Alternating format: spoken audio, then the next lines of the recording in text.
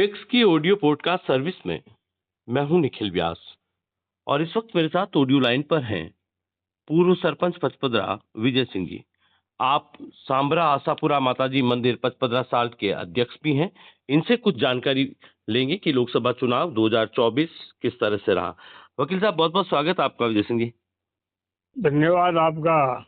विजय सिंह जी, एक थोड़ा सा लोकसभा जो चुनाव हुए अभी, उस चुनाव में थोड़ा सा स्थितियां जानना चाहूंगा कि किस तरह की राजनीतिक स्थितियां वहां पर रहीं, क्योंकि आप लंबे समय से वहां की पंचायत में सरपंच रहे हैं, वहां का राजनीतिक अनुभव आपके पास है। तो खासतौर पे पचपदरा अभी चूंकि बड़ा हॉट है, रिफाइनरी आपके यहाँ पर आ गई है, विकास तेजी से हो रहा है, तो ये चुनाव कैसा गया, लोकसभा चुनाव 2024? लोकसभा चुनाव अच्छा गया। भारतीय जनता पार्टी के कैलाश जी चौधरी थे, जी निर्दलीय रविंद्र सिंह भाटी जी और कांग्रेस प्रत्याशी, इन तीनों के बीच में ट्रायंगुलर कंटेस्ट चल रहा है जोरदार। जी। और इन तीनों में अगर देखा जाए तो कैसी स्थिति आपके वहां पे रही, खासतौर पे आपके समाज में, खरवल समाज में, खासतौर पे युवाओं में, महिलाओं में, किस तरह का लगता है आपको माहौल के किसके पक्ष में ज्यादा रहा होगा माहौल? माहौल पचपदरा में जो कैलाश जी चौधरी का है अच्छा, जी जी और आसपास क्षेत्र में भी ठीक है, जी लेकिन रविंद्र सिंह भाटी का भी अच्छा है। जी।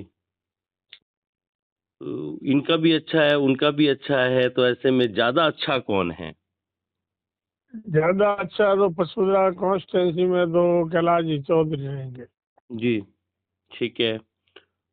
और किस तरह का मुद्दे क्या हैं अब आपके यहाँ पर? पहले तो चलिए, एक मुद्दा होता था कि वहाँ का नमक उद्योग बर्बाद हो गया, बंद हो गया।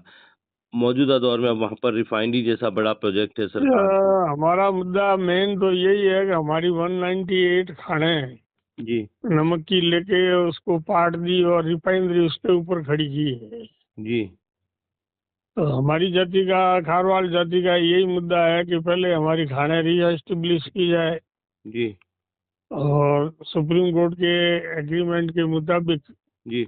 अगर वहां से हमें डिस्टर्ब किया जाए तो डिस्टर्बेंस चार्जेस दिया जाए, ये पुनर्वास नीति के तहत वापस बसाया जाए। पुनर्वास नीति के तहत वापस बसाया जाए। जी। तो अभी 10 साल हो गए, लेकिन अभी इस बारे में सरकार ने कोई कार्रवाई नहीं की। ये केंद्र सरकार से मामला है या राज्य सरकार? ये राजस्थान सरकार का मामला है।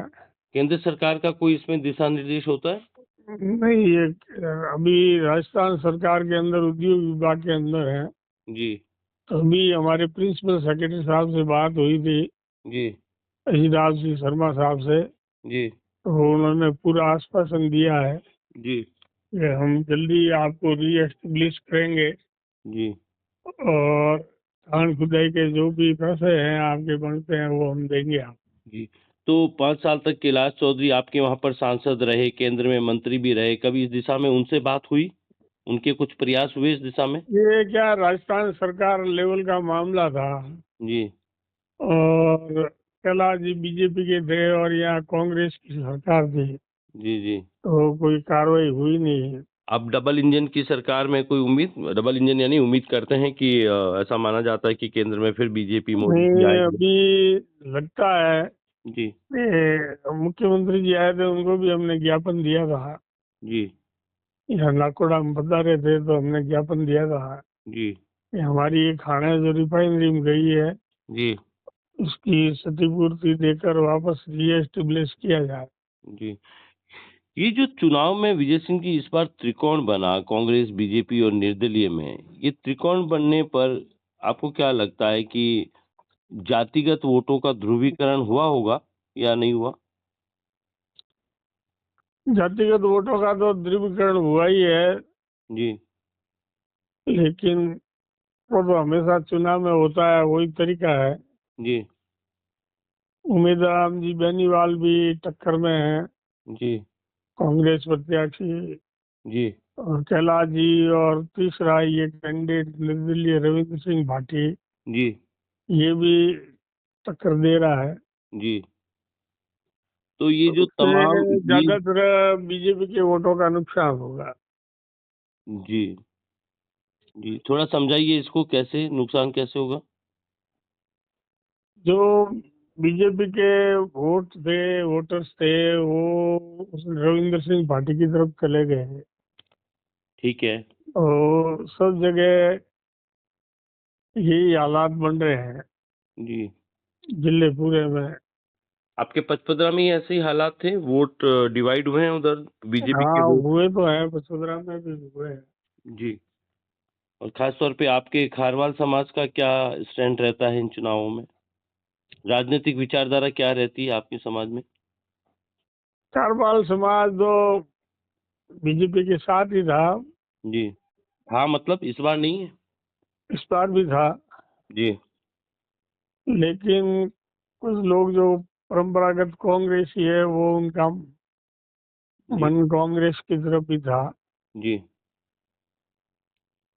तो और विजय सिंह जी ये जो तीनों और के ये वहाँ पर अदर वोट कास्टों मांगने में आए रविंद्र कांग्रेस, सिंह पार्टी का निर्दलीय और काफी बीजेपी, अच्छा था। तो इनका जब आपके यहाँ पर पंचायत में आपकी पचपदरा शहर नगर में जब ये घूमे होंगे, तो इनके वादे किसके वादों को जनता ने ज़्यादा माना कि ये वादा जो ये बातें कर रहे हैं, वो हमसे जुड़ी हुई है? चाहे वो कांग्रेस ने की हो, चाहे वो बीजेपी ने की हो या फिर अब निर्दलीय ने यहाँ की हो? के स्थानीय लोगों का यही था कि इतना बड़ा प्रोजेक्ट है, जी, रिफाइनरी, और उसमें आसपास के क्षेत्र के लोगों को रोजगार मिलना चाहिए। जी। और सब बाहर के लोग आके यहाँ रोजगार नहीं कमा तो रहे ये हैं। रोजगार का मुद्दा सबसे ज़्यादा किसने उठाया? कांग्रेस के प्रत्याशी ने, बीजेपी ने या निर्दलीय ने? ये यहाँ की लोकल जनता ने उठाया, लेकिन उन्होंने आश्वासन दिया कोई हम आपकी इसमें पूरी मदद करेंगे। किसने? ये बीजेपी और रविंद्र सिंह वगैरह ना। जी, जी। मैं थोड़ा-सा और स्पष्ट विजय सिंह जी आपसे समझना चाहता हूँ, बड़ा राजनीतिक तजुर्बा है आपको इस पचपदरा विधानसभा को लेकर। मुझे आप थोड़ा-सा खुलकर ये बताइए कि ये जो चुनाव हुआ 2024 का, आप तीनों की टक्कर बता रहे हैं, कांग्रेस की भी, बीजेपी की क्योंकि कैलाश चौधरी बालोतरा के रहने वाले हैं, पूर्व सांसद हैं, मंत्री रहे हैं।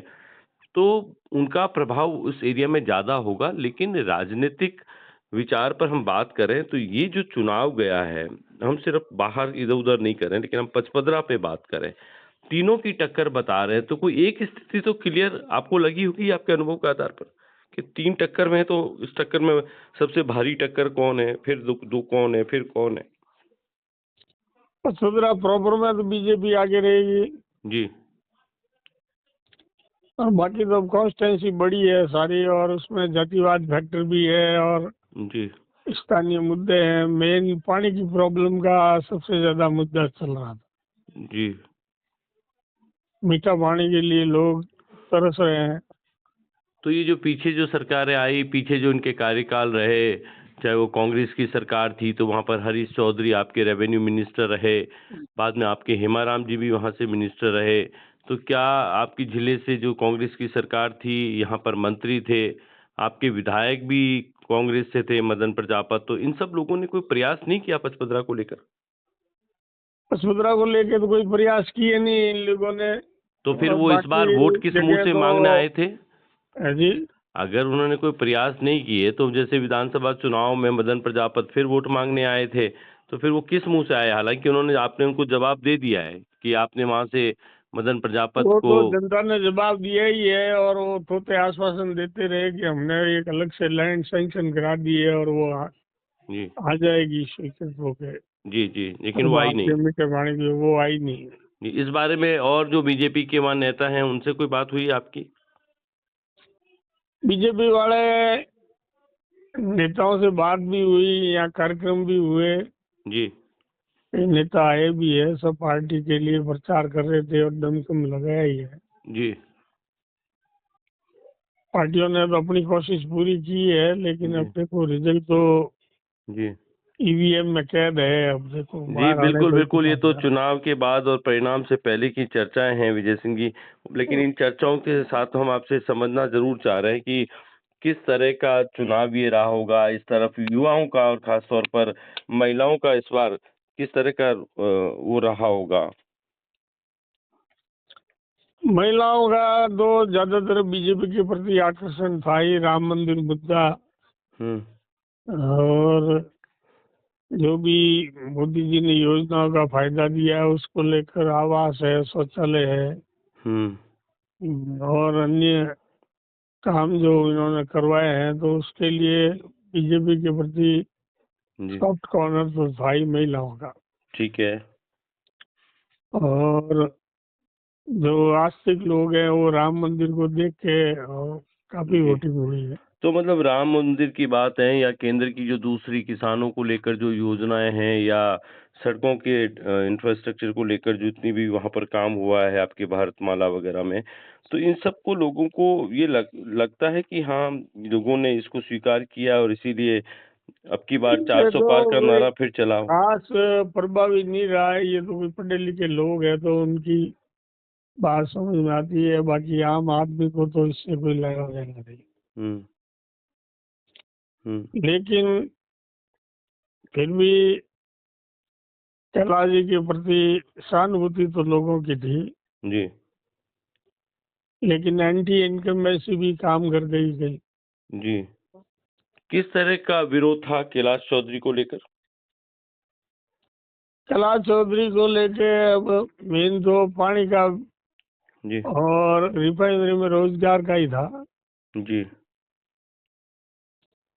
स्थानीय लोगों को रोजगार नहीं मिल पाया, जी तो इस बार कुछ सबसे बड़ा उन्होंने मुद्दा यही था। इस बार उन्होंने कुछ ऐसे वादे किए हैं कि मैं फिर मोदी सरकार नहीं, आएगी तो। आश्वासन तो तीनों प्रत्याशियों ने दिया ही है कि मैं हम रिफाइनरी में आपकी पूरी पैरोकारी करके जी आपके हक को दिलाएंगे, जी जी जी जी आसपास के क्षेत्र के और वसुंधरा वासियों के।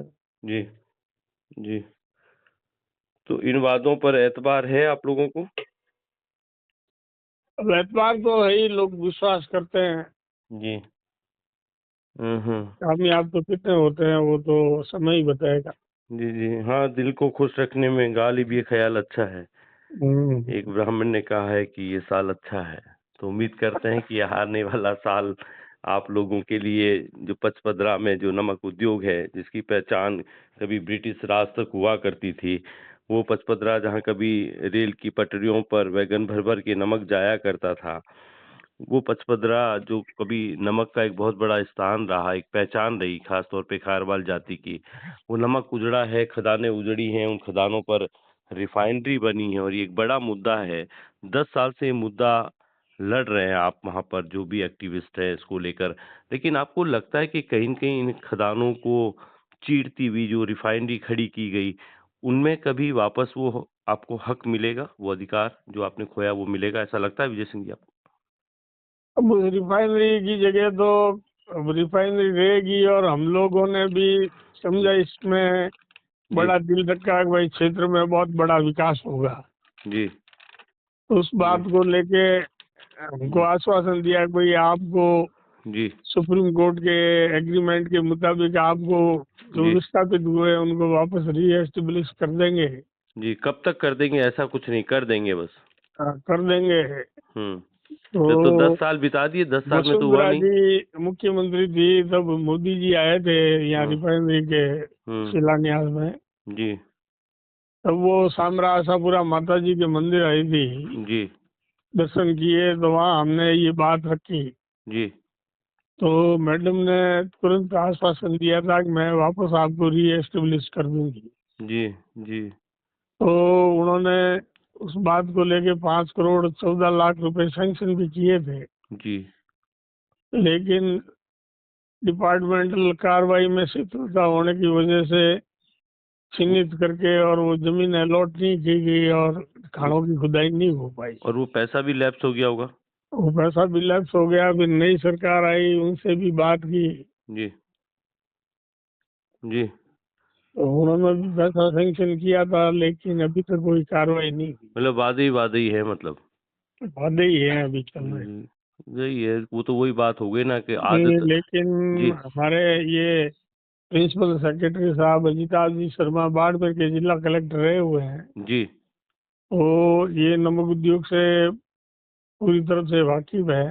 जी, जी, जी, तो इन्होंने पूरा आश्वासन दिया है जी, कि मैं वापस आपके नमक उद्योग को रीएस्टेब्लिश करने में जी पूरी मदद करूंगा जी जी जी और उम्मीद है कि जल्द ये कार्रवाई कार्य शुरू भी हो जाए। जी जी। बाकी नेताओं के तो वादे वादे ही रहे। हाँ, आखिर काम तो नेता तो वादे करते ही है, लेकिन कार्य में तो धरातल पर होगा तभी काम हाँ, होगा। वो नेताओं के वादे और जनता के एतबार पे विजय सिंह जी वो कहते हैं ना कि आदतन तुमने कर दिए वादे और जी, आदतन हमने एतबार कर लिया। तो लेकिन हमारे यहाँ बीजेपी का विधायक है अरुण चौधरी, जी, नए नए बने हैं वो। नए नए बने हैं। जी उनके फादर अमरा राम जी मंत्री थे राजस्थान सरकार में। जी। तो अनुभवी बंदा है और प्रयास वो भी कर रहा है और जल्द कोई जी न कोई रिजल्ट सकारात्मक होगा। नहीं, अमरा राम जी की जगह अब उनके बेटे विधायक बने, लेकिन इतने टाइम तक अमरा राम जी ने पचपदरा विधानसभा की राजनीति करी है, सरकार में मंत्री भी रहे हैं विजय सिंह जी। अगर ये समस्या उनके प्रयासों से हल होती तो फिर इतना समय क्यों लगता? एक वो मजदूर कौम, एक वो मेहनतकश कौम खारवाल, जिन्होंने अपनी खदानें खो दी, जिन्होंने अपनी आंखों से अपना उजड़ता उद्योग देखा है, वो एक लड़ाई लड़ी है उन्होंने उस नमक को लेकर, वोट किया है, रहनुमा चुने हैं इसलिए कि शायद वो उनकी बात को सुन लें। लेकिन सरकारें आईं, सरकारें गईं, आदतन उन्होंने वादे किए, आदतन आपने एतबार किया, लेकिन नतीजा वही है। आज रिफाइनरी तो लग गई, उसको बदला नहीं जा सकता, लेकिन खदानों से जो उजड़े हैं, उनका क्या होगा? जी सर, उनका यही है कि इनकी रोजी रोटी यही है। आसपास के हम हजारों की संख्या में ये नमक उत्पादक काम करते हैं, लेबर आप काम इसको करती है। रोजगार मानते हैं विजय सिंह जी कि आप कभी खदानों ये के हमारे ये खारवाड़ों का तो मुख्य रोजगार यही है। जी नहीं, मैं वही कह रहा हूँ कि कभी खारवाल खदानों का मालिक होता था और आज वो किसी रिफाइनरी के गेट का चौकीदार बन जाए, क्या वो इतने से संतुष्ट हैं आप? इसी को रोजगार मानते हैं, संतुष्ट इसी तो को तरक्की हम मानते हैं? यूं है सर के हमारी ये खाने रीस्टेब्लिश करके खुदवा के दे दे सरकार, जी तो हम लोग संतुष्ट ही है। फिर रिफाइनरी में जो युवा जनरेशन है जी उनको जॉब दे दे। जी। किस तो तरह का हम आपके लोगों को युवाओं का जॉब मिल जाएगा? क्योंकि रिफाइनरी पूरी एक टेक्निकल चीज है, वहाँ पर जो चूंकि वहाँ पर पेट्रोलियम इंजीनियरिंग वो है, वहाँ माइनिंग इंजीनियरिंग है, लेकिन चूंकि शिक्षा का स्तर उस तरह का खारवाल समाज सर में अभी तो अधिकतर निर्माण नहीं कार्य होगा। हो रहा है, तो उसमें कंपनियां है तो वो जो बाहर के लाके लगा रही है जी आदमी काम करने वाले, तो कम से कम ये वसुंधरा के लोकल लोगों को लगा हुआ है जो पढ़े लिखे हैं। तो पचपदरा जो के कम लोकल पढ़े लोगों लिखे ने लोग हैं तो लेबर का काम कर सकते हैं। विजय सिंह जी, जब कांग्रेस की सरकार थी तब ने आपने एक विधायक चुन के दिया मदन प्रजापत को, तो वो 5 साल आप उनके पास जाते रहे, लेकिन उन्होंने वो काम नहीं किया। और सब आश्वासन देते रहे लेकिन काम कोई नहीं हुआ। तो इसका कोई ठोस फिर कहते हैं ना वोट की चोट इसीलिए कहते हैं लोकतंत्र में कि इन नेताओं को जमीन दिखा देने का काम जो है ना, वो वोट की चोट से ही हो सकता है। तो जब आपने अब की वोट की चोट दी, विधायक बदल दिया, नए विधायक ले आए, नए विधायक ने बनने के 100 दिन के पीरियड में कभी आपकी पचपदरा की खारवालों के साथ बैठकर उस माइनिंग पर कोई चर्चा करी इन बीते 100 दिनों में? नहीं की है साहब, चर्चा भी की और कार्रवाई करने के लिए उन्होंने लेटर भी लिखे, जी। खुद भी व्यक्तिगत गए। आपको लगता है अभी नाकोड़ा आप जी आपको लगता है विजय सिंह जी, जहां पर एक तरफ डिजिटल इंडिया की बात हो रही है, उसमें आज एक लेटर लिखना या खत लिखना या पोस्ट कार्ड लिखना मुनासिब होगा?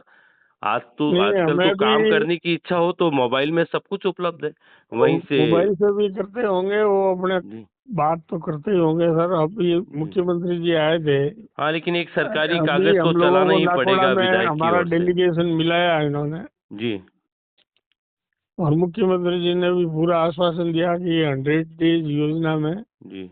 इसमें कार्य होगा। सच कहें कि पानी, सच में किसी ने कहा था कि सच में जितना पानी गहरा है, थार का लोग उतने ही ज्यादा गहरे हैं। आपके सही साथ है, मिल कुछ नहीं रहा है विजय सिंह जी, लेकिन आप बात ये है अभी तो वादों पर आश्वासन ही मिल रहा है। एतबार कर रहे हैं। आपके भरोसे को लगातार बीते 10 सालों से तोड़ा जा रहा है, लेकिन आप कितने आराम से गहराई से बात कहते हैं कि आए थे, हमने ज्ञापन दिया मुख्यमंत्री को, हमारे विधायक ने एक चिट्ठी लिखी, अब वो सरकारी चिट्ठी विधायक कार्यालय से सचिवालय तक जाएगी, फिर वहाँ से मुड़-मुड़ के आएगी और इन सब आने-जाने में, मुड़-दुड़ने में आने में एक समय बीत जाएगा, सरकार फिर चली जाएगी, फिर नई सरकार आ जाएगी, एक आने वाला नया फिर एक नया वादा करेगा, आप एक बार फिर एतबार करेंगे। पीढ़ी दर पीढ़ी ये चलता रहा तो दादा से बेटा, बेटा से पोते तक तीसरी पीढ़ी ने तो ये संघर्ष देख लिया विजय सिंह जी। क्या लगता है कि सिर्फ इन वादों पर एतबार करने से ही विकास हो जाएगा या फिर अब कहीं ठोस निर्णय सड़क पर आना चाहिए? नहीं, ठोस निर्णय अब आएगा शर्त पे। जी, अभी आश्वासन सीएम साहब ने भी पक्का दिया है कि कार्रवाई विधिवत होगी जी। और उम्मीद है हम लोगों को जल्द ये कार्य होगा। चलिए, ये हमारे साथ फ़ोन लाइन पर पूर्व सरपंच विजय सिंह जी हैं। आपकी पुत्रवधू इस वक़्त पचपदरा पंचायत में आप वहाँ सरपंच हैं। लंबे समय से वहाँ पर एक राजनीति आप वहाँ पर सक्रिय रहे हैं। वहाँ का आराध्य सांबरा आशापुरा माता मंदिर के आप वहाँ के अध्यक्ष भी हैं। खैरवाल समाज में आप एक प्रतिष्ठित व्यक्तित्व हैं, पेशे से वकील हैं। राजनीति भी है, वकील भी है, संघर्ष भी है, धैर्य भी है। दिए गए नेताओं के आश्वासन पर इनको भरोसा भी है। देखते हैं कि आपका भरोसा कब पूरा होता है। बहुत शुक्रिया आपका, बहुत-बहुत आभार हमसे बातचीत करने के लिए। धन्यवाद।